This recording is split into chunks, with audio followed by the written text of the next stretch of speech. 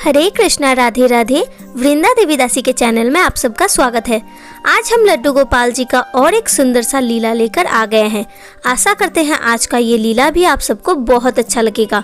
लीला सुनने से पहले हमारे चैनल को जरूर सब्सक्राइब कर दीजिए ताकि हर रोज आप सुंदर सुंदर लीला कथा सुन पाए। यूपी में रहने वाली पूजा जी ने आज हमारे साथ अपने जीवन का ये अनुभव शेयर किया है। उन्होंने हमसे कहा, कुछ महीने पहले हम वृंदावन गए थे बिहारी जी का दर्शन करने। बिहारी जी को दर्शन करके जब हम घर लौट रहे थे तो हमारे साथ आए हमारे प्यारे लड्डू बाबू। लेकिन पता नहीं क्यों लड्डू गोपाल जी हमारे घर में आने के बाद भी हमारा माँ बेटा का रिश्ता नहीं हुआ था। हम उन्हें ठाकुर जी के तरह ही पूजा करते थे। घर पे सब लोग लड्डू गोपाल जी को बहुत प्रेम करते थे, लेकिन सब लोग उन्हें ठाकुर जी के रूप में ही पूजा करते थे। ऐसे ही दिन जा रहा था। एक दिन लड्डू को लेकर मैं अपने मायके में चली गई और रात को मैंने अपने लड्डू को मुझसे दूर ही सुलाया। लेकिन सुबह नींद से जगते ही मेरी सिस्टर ने मुझसे कहा, आज तुमने लड्डू को कहाँ सुलाया था? तो मैंने उनसे पूछा, क्यों, ऐसा क्या हो गया कि तुम सुबह सुबह उठकर यही सवाल कर रही हो?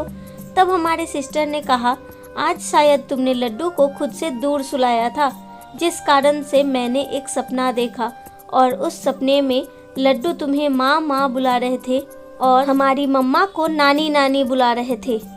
लेकिन पूजा जी ने हमसे कहा, हमने अपने बहन के बातों को उतना ध्यान नहीं दिया, क्योंकि तब हमने आपको पहले ही बताया है लड्डू के साथ हमारा संपर्क उतना गहरा नहीं हुआ था। हमने सोचा ऐसा क्या कभी हो सकता है, ये नहीं हो सकता, यही सोचकर हमने बात को टाल दिया। लेकिन आज से 1-1.5 महीने पहले हमारे जीवन में घटा एक अद्भुत लीला। हमने अपने लड्डू को दिल से अपना बेटा नहीं माना था, लेकिन हमारे लड्डू घर पे आते ही उसने हमें अपना माँ मान लिया था और वो हमसे कितना प्रेम करते हैं इसका एहसास भी उन्होंने हमें कराया है। आज से 1-1.5 महीने पहले की बात है।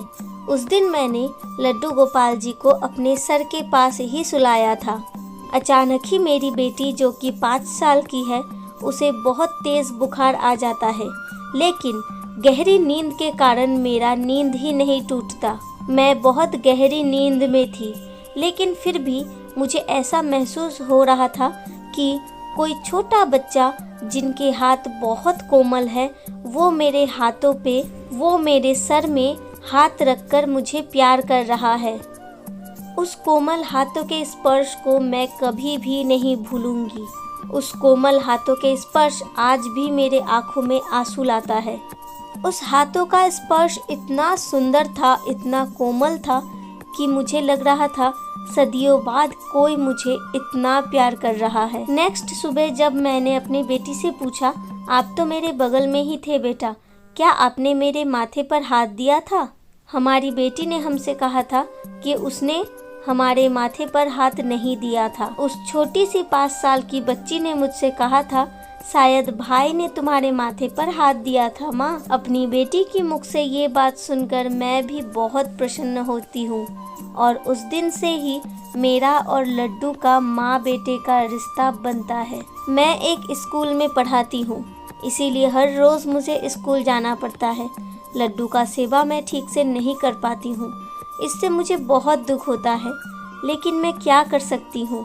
इसीलिए मुझसे जितना होता है मैं उतना अपने सब बच्चे का ख्याल रखती हूँ। अभी हम अपने घर पे 5 लोग रहते हैं, मैं, हमारे पति, हमारा बेटा बेटी और लड्डू, और हमेशा हम पांचों बहुत खुशी खुशी रहते हैं, बहुत आनंद करते हैं। अब आप बताइए पूजा जी के जीवन का ये घटना आप सबको कैसा लगा? अगर अच्छा लगा हो, दिल को स्पर्श किया है, तो प्लीज़ वीडियो को ज़्यादा से ज़्यादा शेयर कर दीजिए ताकि हर कोई लड्डू गोपाल जी का ये प्यारा प्यारा लीला कथा श्रवण कर पाए। और अगर आपके जीवन में भी घटित है कुछ ऐसा लीला जो आप हमारे साथ शेयर करना चाहते हैं, तो प्लीज़ हमें कमेंट में ज़रूर बताइएगा।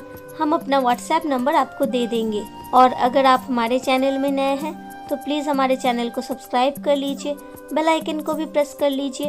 हर रोज़ लड्डू गोपाल जी का, ठाकुर जी का प्यारा प्यारा सुंदर सुंदर लीला कथा सुनने के लिए। मिलते हैं नेक्स्ट वीडियो में ऐसे ही अपने गोपू के साथ, अपने फैमिली के साथ। हमेशा हंसते रहे, बहुत बहुत बहुत खुश रहे। Hare Krishna, Radhe Radhe. Thank you for watching.